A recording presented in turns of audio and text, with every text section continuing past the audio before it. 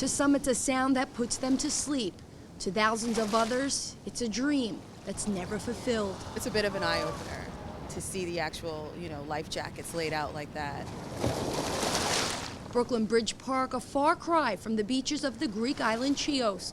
Over 35,000 refugees landed there since the start of this year. No one knows how many didn't. Lives lost at sea. These life jackets, tattered and torn, were supposed to protect them. Just a very stark reminder of the risks that people have to take in order to claim asylum. Josephine Liebel is a member of the renowned relief group Oxfam. She just wishes refugees had the opportunity to travel safely, placing down the jackets ahead of the very first UN summit aimed to tackle the challenges of the most serious migrant exodus on record. According to the United Nations, more than 2,500 refugees died trying to cross the Mediterranean in rubber dinghies and rusting fishing boats. Now their life jackets dot Brooklyn Bridge Park. Some large, some so small.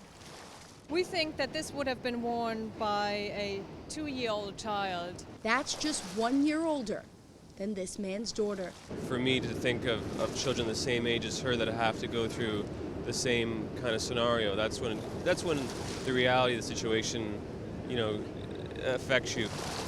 The White House is resettling 110,000 refugees into the U.S., criticized for being one of the wealthiest countries, accepting only a small percentage of the 65 million displaced. These countries are pursuing these policies because they think that actually they're going to lose in the polls if they start letting refugees in.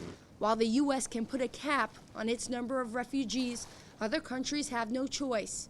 They know all too well, when the tide rolls in, so does humanity. For Currents, I'm Michelle Powers.